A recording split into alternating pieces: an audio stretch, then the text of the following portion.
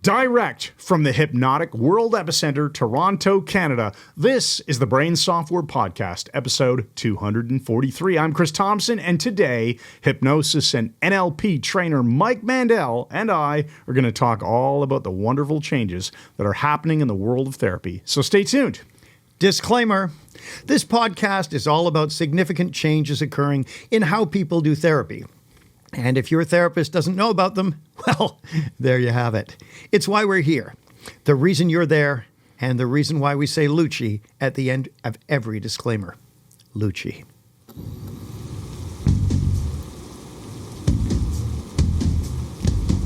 And therefore, I think all of you need to re-listen to all of the podcast episodes and then sell everything you own, take the money to Belmont, and put every penny on Lord Melbury's horse to win the 6th race. You'll be a multi-millionaire, just like I am. But whatever happened to that damnably relaxing tranquility we used to know and love?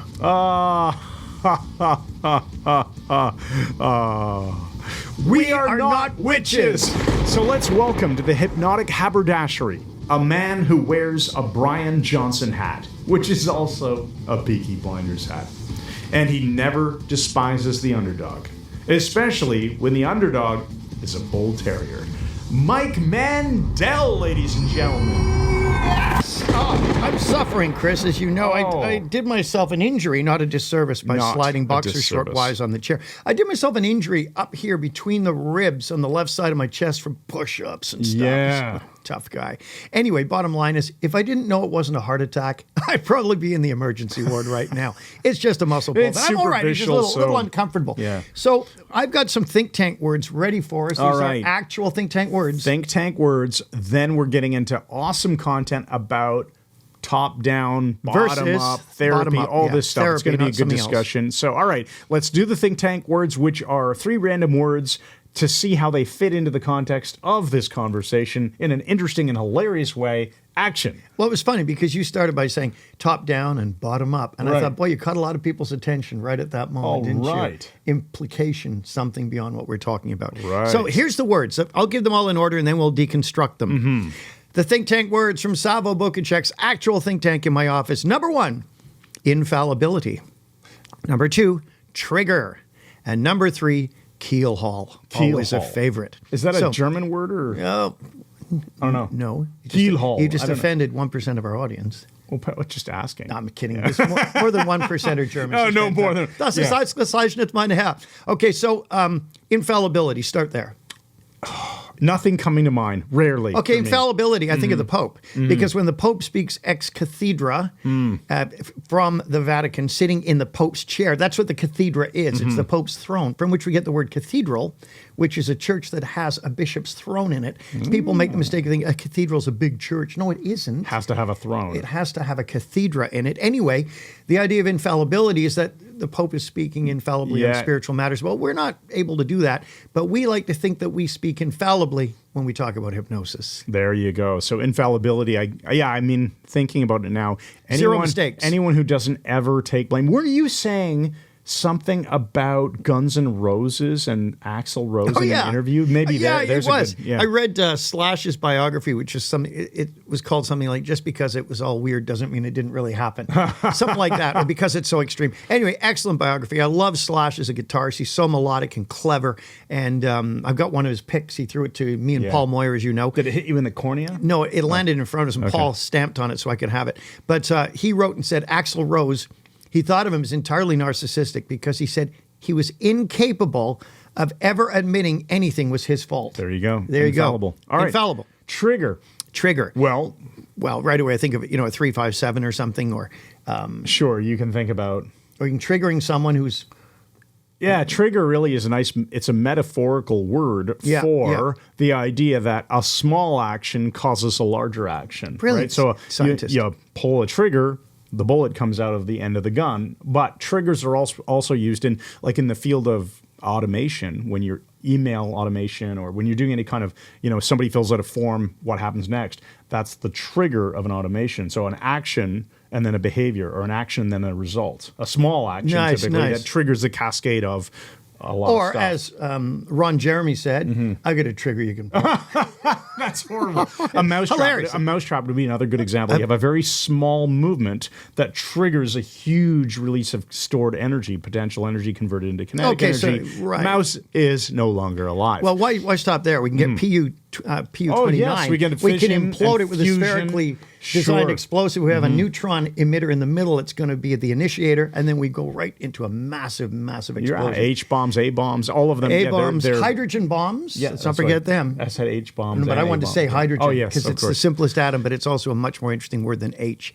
Now, what about KEELHAUL? You really I don't know what don't that even means? know what that means. Oh, it developed in the age of shipping and piracy, and when the British Empire and the Dutch and the Spaniards were all attempting to take over the world with their fleets and take over different. That's why the Dutch were in Goa, Hauling stuff in a keel No, that's it's been worse. hollowed out. Their punishment method. You've heard of walking the plank, I'm sure. Yeah, In fact, I'm yeah. certain some of your forebears were forced to do it.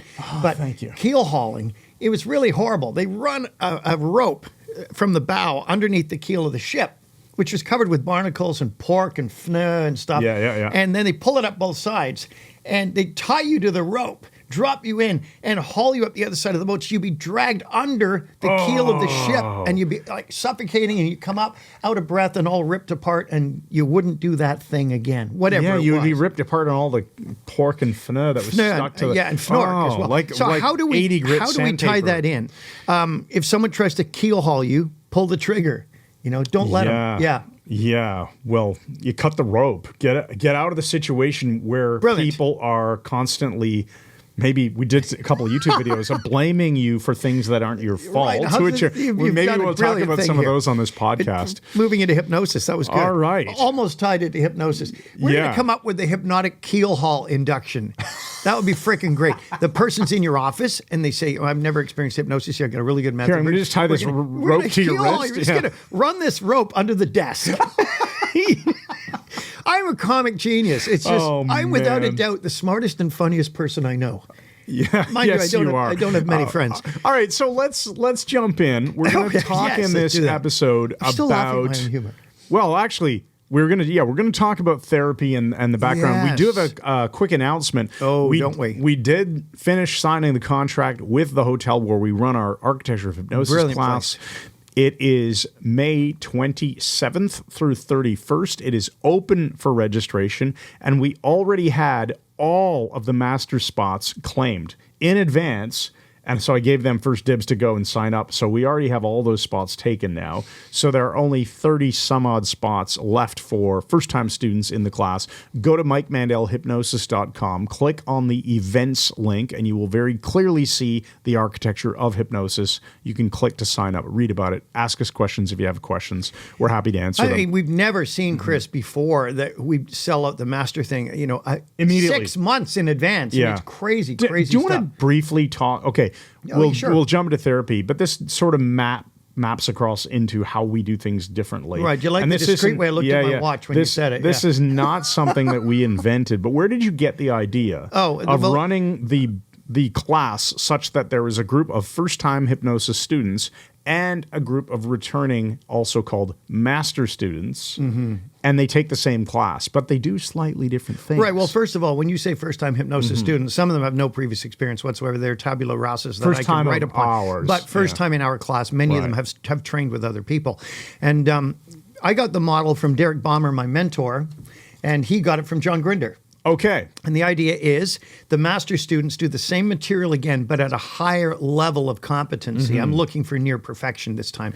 They also have covert outcomes they have to do working with the class. And I tell the class they're going to be attempting to do things with you covertly. So make it harder. Making it Yeah. even harder for them because now everybody knows. And the other thing is I work with them privately. We have sessions where I do hypnosis on the entire group. We deconstruct their handwriting to find their strengths and That weaknesses. was cool. We work with ego states with all of it's a joy to do. So if you want to do the master course, you're going to have to wait till November. Yeah, but still next come year. on out and do it the first time. I would say it's actually an amazing thing. I was looking at the math. Last time we did the class, we had at the end of that class, I think the number was 572 people through the Architecture of Hypnosis since we started doing it together in 2012. And back in those days, a class size of maybe 12 to 15. We had a smaller classroom. 17, I think we had at Toronto. one point. Yeah. Then now we typically have about 40 people in the class, and we put 572 people through. Now, interestingly, almost 90 of those chose to do the class again at the master level, which I think speaks to the incredible experience they had the first time around. So, guys, we do make it out. an experience. We really do. You meet your best friends in that class. You have an absolute blast for a week. And by the final day, everybody's got superb skills. And then we have the after party, which is just to die for. All right, buddy. Now let's get here. I'm going to move some. Let's get into the stuff out of my way. content. Let's get into talking about therapy and what the heck is this all about, buddy? I just noticed lately that there is a generalized move in hypnotherapy, talk therapy, therapy in general, in a very healthy direction. And I'm sure you're surprised to hear me say that, because typically I'll be scathing, something and shredding it and thinking it's ridiculous, because there is so much of that. But this is something else. This is a trend. And in the early days, people did essentially bottom-up therapy. What does that mean? Bottom-up therapy is when someone comes into your office and they say, oh, I got this phobia against spiders and we'll get rid of them all and don't like it. And you say, oh, well, I have a phobia cure. And you don't really think of the person in terms of a human being with complexity and different things in their life that may be interlocked with this problem. You see it as a specific, here's a splinter, and I will take out the... Get your cookbook out. Oh, here's the recipe for that. It can work. But it's the difference, too, between traditional Chinese medicine and classical Chinese medicine. Traditional is like a cookbook. Classical does, a lot more involvement with you as a human being instead of just throwing a technique at you or a medicine or something. So therapy began that way.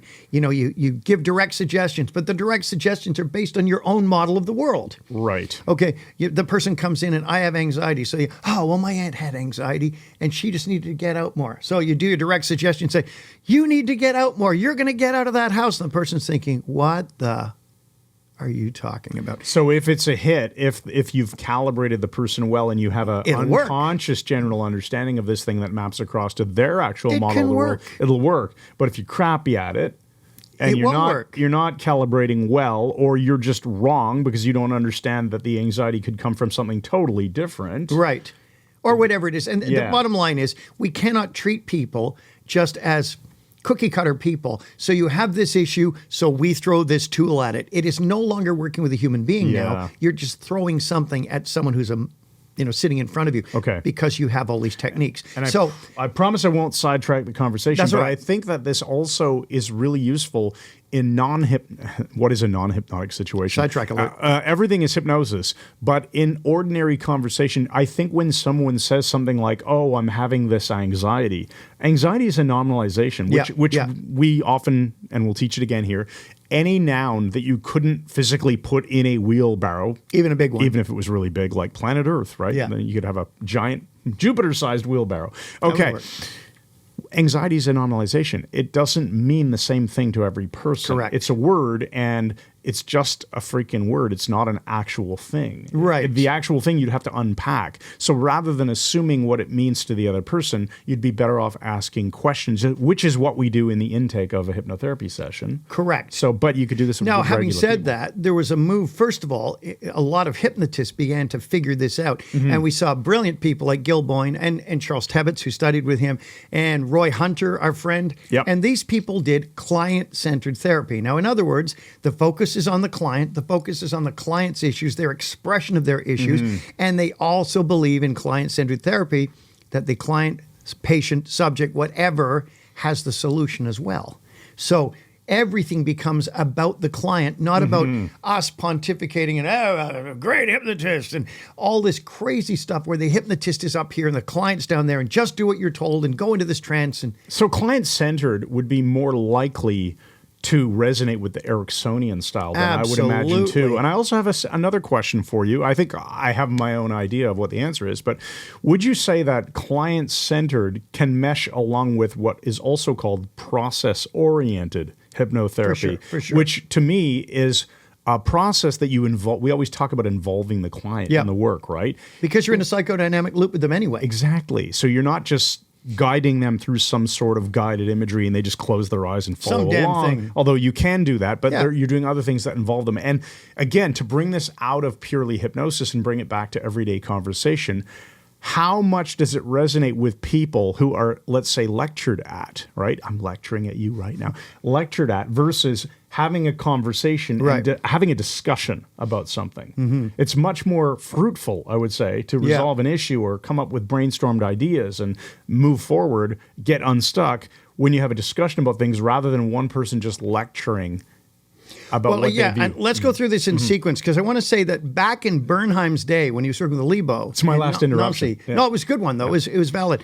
Everything was direct suggestion and hypnosis, and that's all Bernheim and Lebo used, but they got amazing results with it. There's nothing wrong with direct hypnotic work, so I don't want to hear from everybody at the far right end of the spectrum or left of hypnosis. We're just saying we're observing a transition is happening. And you know who does a great job with it now is our excellent friend and brilliant hypnotist, I think you're going to say Scott Sandlin. Oh yeah, Scott Sandlin. I thought you were going to say. I thought you were going to what? I thought you were going to say Freddie Jacquin. Well, of course, because of course Freddie's freaking awesome. But the reason he is, and the reason I'm mentioning Scott though, is because Scott, he didn't even want to know if he got a referral from a doctor. He said, "Don't tell me anything. I want to sit down with a person fresh. I don't want you to pollute my mind." He would take the time to unpack it and deal with them as a human being and care about them. Yes. And that's where Scott, you're freaking amazing, buddy. So back in Bernheim's day, only DSIH, early therapy was guided and grounded rather in prestige.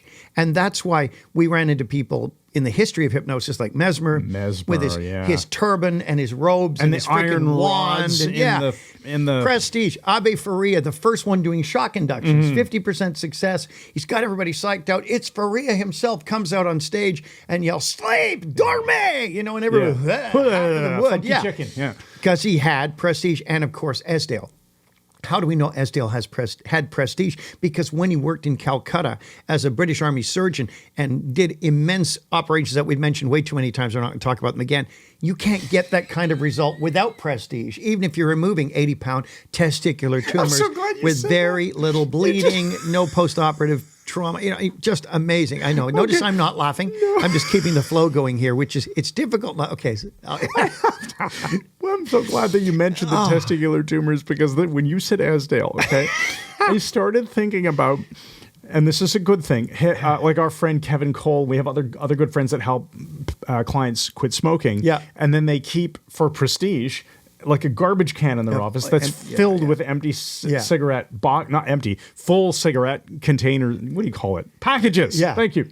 You know what I would do? Esdale has a dumpster bin full of 80-pound testicular tumors. Now here's the thing, though. If I was working with smokers like that, I'd have the bin, not of the ones who quit. I'd have a huge bin just full of the skulls of the people who died and refused to quit. That's freaking brilliant, because skull is a funny word. So I'm sorry. When you said Esdale, that just made me crack up. Now, I said I wasn't going to mention the testicular tumors. You did it ever again. Yeah, I know, but you did it. But I also said I was never going to mention take every penny you have and put it on Bullgasm in the 6th race at Belmont. What podcast episode was that for anyone who wants to go back? You wrote it down for me. Here, I'll find it while you're talking. Okay. Continue on. All right, thanks. Just carry on. You're enjoying yourself. Carry on. You're enjoying yourself. Right, I'll tell you which episode. So that was highly directive hypnosis. The hypnotist runs the show. The subject is essentially passive. Now, regression begins to develop at the end of World War I. So now they're taking people back into the event. So you're starting to see that they're following the emotion back with the effect bridge. They're taking the person back to the event so they can process and deflate the wound by getting rid of all the emotional charge of the event through abreaction. Now, by doing that, obviously, the hypnotist is the one taking them back. So the hypnotist has a locus of control there. Yes. But on the other hand, now we're seeing this top-down therapy where the subject is being dealt with insofar as the subject is choosing the emotion, following the feeling back, and is the one who is discharging all the negative emotions.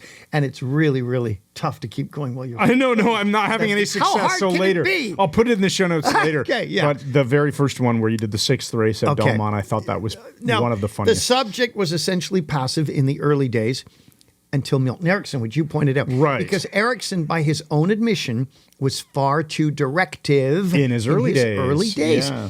and very, very paternal hypnosis, as is wonderfully portrayed in the early work of people like Peter Ravine, who's no longer with us. The bouffant hair, the beard, the pictures, the Kung Fu Fighter pictures. I mean, this was What I'm telling you is the truth. Yes. Ladies and gentlemen, with the aid of a lady or a gentleman, I'm going to conduct a seance and summon a poltergeist. I mean, it was very, very odd. I love the guy. He was very, very extreme in his personality, but he was consistent. Now, back then, realize stage hypnotists developed all of their techniques originally from all that. What are you looking at? Is there a mouse in here or something? No, turning on the heater. You're just an ADD boy. Hey, ADD boy. Well, I'll give you some Ritalin. Here, let me now, make look, sure I don't it's have any. Yep, we're all good. Okay, we'll edit this out. Stage hypnotists picked up their demeanor, largely people like Ravine and so on, Martin St. James.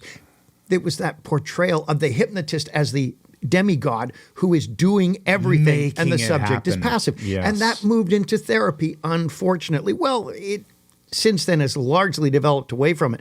And the example is paternal hypnosis is often going in with an agenda. You know what you're going to do, you plan in advance, and that's why when I was a therapist in the 90s, I would never have a plan. That was one of my rules. I wouldn't even use the same induction twice in the same week to build in ultimate flexibility. You're going to say something. Go ahead. Well, the only time, because I see we will do paternal hypnosis often when we know we want to film a demo of a particular technique and we need to show that on camera.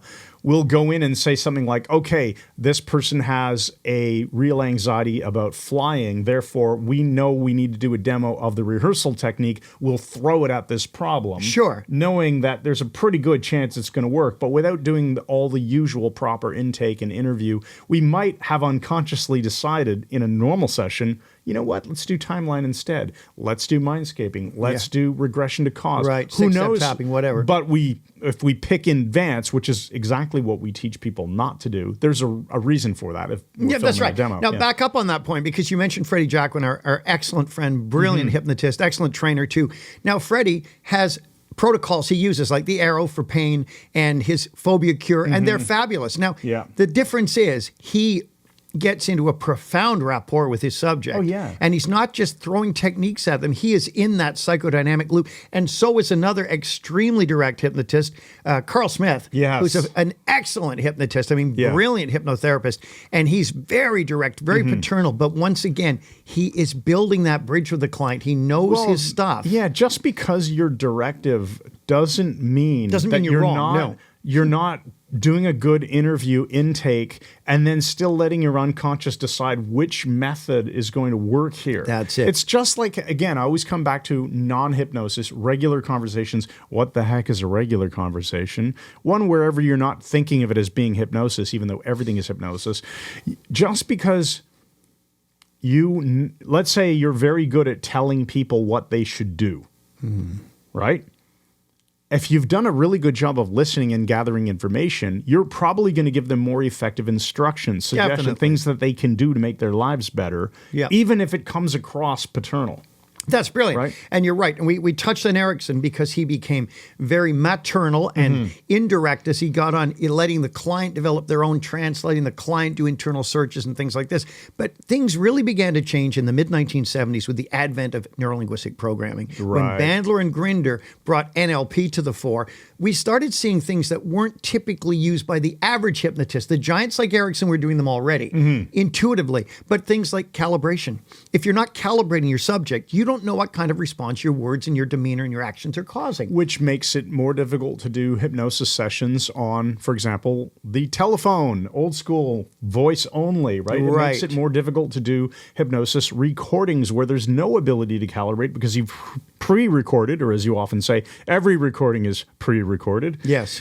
You've recorded something, there's no ability to calibrate. They're on the phone. You can really only calibrate things like vocal volume, tone, vocal rate, pauses, size, but you can't see anything and you certainly can't reach out and touch and determine if their hand is relaxed or something. Yeah. And then NLP also gave us the meta model, so using language to clarify language, the how specifically, what would happen if you did. All of these things enable you to unpack their situation so you're more liable to give an intervention that's going to be dealing with a human being instead of just out of a cookbook. And the last one, of course, is rapport. rapport. Erickson, the master of rapport. Bandler and Grinder codified it. So then, yes, I think I just pulled a cholesterol plug out of my I'm scalp. building rapport with you, Mike. That's good, Chris. Yeah, keep your arm down. Audio people, I was Now, here's the scratching my thing. head at the same time as Mike. Rapport. Without the rapport, the psychodynamic loop is weak and it will not hold up. With rapport, you can do near miracles. Bless you. Sorry, I got to sneeze. Tight. Whew. Okay. Me no mi ha ha. Don't even know. Excellent. Now, meanwhile, Erickson was with NLP coming into the foreground. We have Erickson was changing hypnosis and developing the client-therapist relationship. Yes. Now, remember, he was a psychoanalyst. He was a psychiatrist. So he was used to coming out of psychoanalysis where you say, oh, lie on that couch and tell me more about your father. So the client is bringing everything to the table. You're just prompting and prodding and directing. Now, he said he was too directive. He brought in the non-specific language that made it so incredible, the stuff he was doing. Yeah. He's bringing in the nominalizations. He's shifting people's internal states. He'd say things like, and that change you're making now at that deep level. It's so non-specific. And the person would go, "Phew." Exactly. They'd make the changes. Yeah, you wouldn't be all tell me about your father. It would be, We've all learned things from a variety of people, and some things are useful to learn and hang on to, and other things are worth throwing in the garbage. You don't need to know them anymore. That was good. Very vague, yeah. That was good. Now, offering back their own language. Erickson understood that the nominalizations have a different meaning for everyone. He also understood their words have a different meaning for them than they do for you. Mm-hmm. So as soon as they start talking, if your gate goes down, you're already thinking, oh, I'm going to use timeline on this. You're not paying attention to them anymore. Yeah. You have to unpack their words, their language, and feed them back to them because that's what will build the rapport loop even more. I'm losing the thread. More powerfully. Thank you. I'm Go ahead. waiting. You go ahead. I love this comment because, and we do it naturally, what I'm about to say all the time, but it's a awareness that's useful here. Thank you. Go ahead, Thank you. I was enjoying myself. Your Yeah, hands that's right. going. Yeah, I was thinking about how when you were just describing, let's say, the hypnotist interviewing the client and then getting a sense, oh, I know, I'm going to wait till the client shuts up now and then I'm going to do timeline. I already know. It's sort of like in an everyday conversation where something happened, trigger, a word that you say triggers me to think, oh, this is now how I'm going to respond. And I stop listening because I am now waiting for my chance to jump right in. Right, as I am now. Which Yeah. I just did. And we all do it. But you have to be aware that that's happening. Just park it in the back of your brain and go back to listening. This is it. This is it. Now, we're going to be defining the bottom-up and top-down therapies in a minute, but back on the kind of stuff that Erickson was doing, he utilized the client's resources. He didn't just throw direct suggestions, you're feeling better, you're getting strong. No, he would unpack things in that time you got out of that situation, Mondi. You discovered Exactly. that. Yeah, that kind of thing. And we're going to fly through these because it's already 22. So my activating goodness. unconscious processes. All That's right. Erickson. All of this is so freaking subtle. Telling stories and using metaphors that the person could then attach their own meaning What's to. an unconscious process, Mike? I mean, I'm thinking things like, question. let's say that I want to light up the emotional circuitry around looking forward to something. That's an unconscious process, isn't it? Yes, it is, Chris. It can be conscious, but what else would be an unconscious process? Learning the appropriate moment to interrupt someone else when they're going through a list. And calibrating that. So let's go on to the next one. Telling stories, metaphors. Voila! Hypnosis begins to grow and transform because of the work of Milton Erickson, as then spread through Bandler and Grinder, Ernest Rossi, Jeffrey Zeig, Stephen Gilligan, and a host of others. And today, there is a huge range of hypnotic or change work methods available that are top down. And we're going to go there. But first, a word from our sponsors. Tonight on the Bulk and Powder Keg Network, The War I Well Remember. Mr. Thompson, I will tell you the remarkable story of Dennis Bryce Morgan and the adventure of the brass thermometer. I don't think I've heard this one. Oh, it was near the end of the war. The Spanish flu had come through and men were dropping like flies. They were dropping like flies, in fact. Horrible thing. And almost everyone was ill. I remember Johnny Leifimniot's woe was vomiting everywhere. And Johnny Brookman-Ding Talasiar was wandering around with cold cloths and putting them over men's faces to try to bring their fevers down. Horrible thing. But we didn't know how high the fevers were. Bryce Morgan got an idea. He said, well, in my hut, not much of a hut, really, a beautifully built brick structure that would seat 400 people. He'd had it shipped in from England. And he just loved to spend time there in front of the roaring fire. Well, it wasn't really much of a roaring fire. It was a red light bulb that had a candle inside and some brown paper and vinegar on it. But Bryce Morgan said, I've got a thermometer on my wall of my tent, my hut. And it was a brass thermometer. He got this thermometer, and all the men began using it. And they discovered they had horrendously high fevers, 106, 107 in some cases. It was still on Fahrenheit back then, you know. And so we're giving everyone cold cloths and wrapping them in brown paper and vinegar and giving them wonderful cold drinks. They brought beer over from England, which was a mistake because it's a warming agent, pushed the fevers even higher, funniest damn thing. Well, everyone shared the thermometer, and gradually everyone started to get well. And then Henry Squatter, before we killed him off, he got a fever. And he said, I'm rather concerned. I've got a high fever. Could I borrow that thermometer? So he got it from Bryce Morgan, and he put it in his mouth, and his fever went up to 108. And they were all standing around laughing, and all the men who'd recovered all came in and laughing as well. Bryce Morgan never told him. It was a rectal thermometer, and the entire regiment had used it. Funniest damn thing.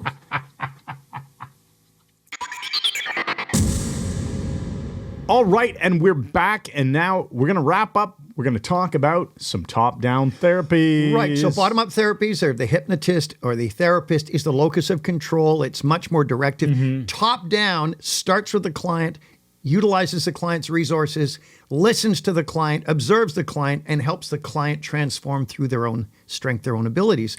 And so, as we see in the Mandel model of therapy, we can't jump into the labyrinth and rescue the person, kill a minotaur for them, but we can sit on the edge, let the client work things out as we illuminate different areas of their conscious awareness and activate the unconscious search to bring change. Boy, I explained that so damn well. Nice job. Top-down therapy start with the client, they work with the client, and we're going to look at 3 of these new breed of therapies. And the first one is David Grove's clean language. All right, clean I think language. this is brilliant. I've used it with a number of people, had sterling results with it. Any therapist who has not studied clean language, you're shortchanging yourself. This can be a and real your trigger subjects. for change. It can, Chris. Oh, wonderfully metaphorical. Metaphoric. Because What the kind of trigger is that, Chris? clean Yeah, there it language is also known as the metaphor model. Right. Because with clean language, you're listening to the client describe their situation, and you're noticing the metaphors that are coming along every 6 to 10 seconds in their speech. Even me saying coming along. Well, metaphors don't come along. That's sounding like a train or something. I was driving my daughter home, and last night, and I just mentioned something about being outside of the hour or outside of a time period. Well, it's not actually outside. Right. It's a metaphorical idea that a time period is this constrained thing inside of a room or whatever, and we're outside. It's not real. That's right. We talk that way all the time. Yes, that's very, very good. We see that in Revelation chapter 3 when the church in Philadelphia, the Greek word is ak, meaning out of, outside, and kept from the very hour.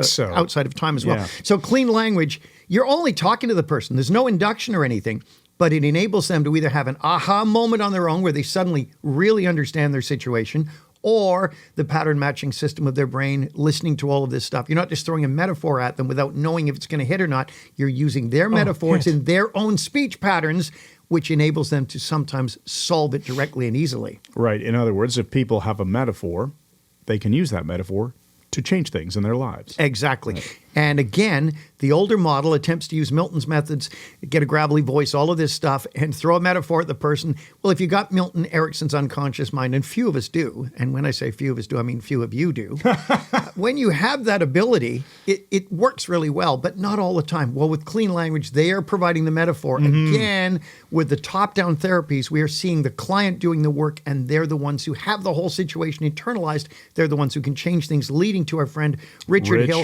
soon to be Dr. Richard Hill, and mirroring hands.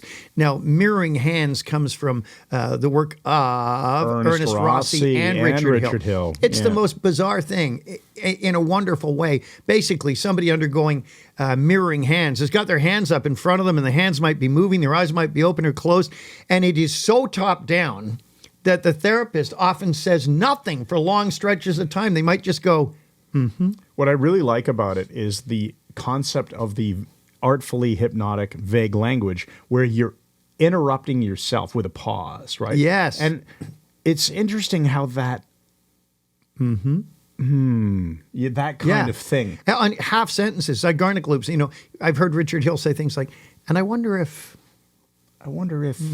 And the client is doing all this internal reorganization because they're projecting in front of them, their hands mirroring each other and mirroring their internal state. It's amazing. If you've never seen it done, I think we have a couple of examples in our academy. He actually filmed his talk in Las Vegas. I'm pretty sure I sent him the file. Richard, if you're listening, I'm pretty sure I sent you the file. I still have it on my phone, and hopefully you've got it up on Super YouTube guy or something. And brilliant. So mirroring hands, again, is another one, not based on the language, but based on the client externalizing around their appendages and taking on the problem and something else happening. Amazing.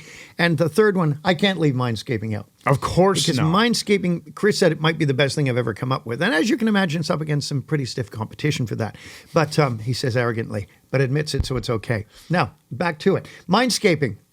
Again, it does not throw a metaphor at the client, but it polls the client's unconscious mind for the metaphor for the problem, which becomes the key that unlocks the problem because their own metaphor is, do it with me, so the lower lip push with the tongue, perfectly suited to the problem. So mindscaping works by creating an internal environment that becomes projected around them in space, a hypothetical map roughly below their eye level. And by interacting with this map, this imaginary map, which has the components that they have come up with metaphorically, they're able to change all kinds of stuff super fast. All right. So where are we going from here, buddy? Well, we're going to say Going to lunch. Yeah, we are. The greatest hypnotic power lies in learning the spectrum from extremely directive, Dave Ellman, Carl Smith, George Esterbrook's, all of them. Gil Boyne. To Charles Tebbets, mostly non-directive, thus creating a full box of hypnotic tools. Yeah, it's got an itch Exactly. inside the ear. Hope it's not Demodex. So we believe in teaching the full spectrum so you can intervene and be as direct as necessary and as indirect as possible. Let the client run the show as much as you can because they tend to get it right with just a little bit of a nudge. That's right. And if you don't consider all of the ways in which you couldn't not master these skills, it might be impossible for you to forget to realize that learning this stuff will actually affect your everyday life too. Nice. Which gives you another podium now because I'd like to hear the empowering question. All right, let's do the empowering question for this episode, which has been 243. Shoot. Since every human being practices some form of hypnosis, what are the areas of this art and science that contain gaps in my understanding and abilities? And what will I do to become a much more effective hypnotic rock star? That's right. Nice one. I've got a quick Metafive for you, which is one better than a metaphor. It's the story of Beef Tooth. Beef tooth. Yeah. Oh, yes. A few years ago, I started getting food caught, mostly beef, sometimes chicken, but almost entirely beef, in a tooth lower, just next to a molar, first molar next to a bicuspid down here, lower right. The furrow between the two teeth was capable of snaring half a cow, and it would sit there. So I use those plastic toothpicks. I'd managed to get it out of there sometimes. Sometimes I'd use dental floss. And I wanted the tooth dealt with. There was a problem. It had to be crowned. I went to my dentist. He knew the whole story. And I went in and said, I need a crown back here on this first lower molar right. And the hygienist said, is it beef tooth? And I said, yes, it is beef tooth. Well, he became well known. He became a personality of his own. Well, beef tooth got really bad lately, as you know. This week I was at my dentist's office, had an emergency appointment because I cooked brisket the night before, which is extremely fibrous, and a big chunk of beef got stuck right in beef tooth again, or between beef tooth and, I guess, beef bicuspid next to him. So I of course went after it with a pick. Couldn't get to it. I used dental floss, sawing into my gum like Jack the Gum Saw, or blood. Can't get it out. I go for a heavier gauge dental floss like a tape now. Made it worse. All I've done is pack it down and lock it in securely now. I couldn't move it. I got a pair of small tweezers, the kind you use for pulling, ingrown pubic hairs out or something. But I sterilized it first. And I got in and I managed to pull a small piece off the side, then a small piece off the other. Still bleeding, still annoying. I'll let it sit overnight. It might dry out. It might disappear. That didn't happen. Woke up the next day. My gum was swollen and sore. And my tooth, I ate one little piece of cheese. And the tooth, just from cheese on it, caused a toothache and pressure that was horrendous with this crown. So dental emergency. I go to the dentist. To make a long story short, I go to the dentist. They get me in with this East Indian woman. She's lovely, Dr. Kiran, and young and beautiful, a fabulous dentist. She looks at it. I said, can you do an x-ray? Just to make sure that this crown and root canal are okay. They x-ray, everything's fine. And she takes out this tool. It was a wonder to behold, Chris. It was this long, slender thing with a tiny hook on the end. And my mouth is open. And she just takes and delicately lifts and comes away with a huge chunk of beef on it. And I went, cow. wow, you got it. And she went, oh, there's more. Went back in again, an equally large piece of beef. Then she washed it and flushed out the tooth pocket with an antibiotic solution. Said, don't eat for 3 hours and don't. Nice. The relief was phenomenal. It got better right away. And I thought, damn it, I could have done that at home if I had the right tools. I went onto eBay. No, I went onto eBay. I went onto Amazon and I bought home dental tools, 6 of them in a package, $11. No more dental work. I can do it all at home. Thanks, everybody, for listening to the Brain Software Podcast from Toronto, Canada. This has been episode 243. I am Chris Thompson. This is Mike Mandel, And my this is best Beef friend. Tooth. And Beef Tooth is no longer carrying beef. So we hope you enjoyed the episode. We'll see you in the next one. Make sure you go check out MikeMandelHypnosis.com. We've got awesome stuff for you. Version 2 of the Academy is now out. We released it on November 24th. Yes. And the world is enjoying it. The comments have been fantastic from all of our students around the world. And Come and check out why Yeah. we're the #1 hypnosis training company in the world for live and online training. yeah, you're going to want to be in Toronto if you can make it. The Architecture of Hypnosis happens in May 2024. So check out our website. You can click on the events page. You'll find out all the details about that. And if you can't come to Toronto, you still want to train with us, we do have a course coming up called Foundations Live. It starts on, I believe, January the 17th. We're running it on Wednesdays for 8 Wednesdays. It's at 11 a.m. Eastern time. time. It's 2 hours. What happens is you show up already having watched the video training ahead of time that pertains to that week's content, and then we practice for 2 hours and do some constructive feedback and get better. And after 8 weeks, people end You're up really being skilled, yeah. freaking amazing hypnotists. And full credit here to Timothy September, our head Yeah. of coaching. It was his idea to launch this program a few years ago. He was right, damn him. And I don't know how many cohorts we've done now. It's probably like our 8th cohort. People love it. So Foundations Live, if you can't make it to Toronto, the Mike Mandel Hypnosis Academy, if you just want an online on-demand, use your own time and do practice rooms online with other students without us involved. Foundations Live, if you do want us involved, or if you can come to Toronto, the Architecture of Hypnosis. So those are your 3 best options Hurrah! for learning with us. We'll see you in the next episode. Thanks again, and good night.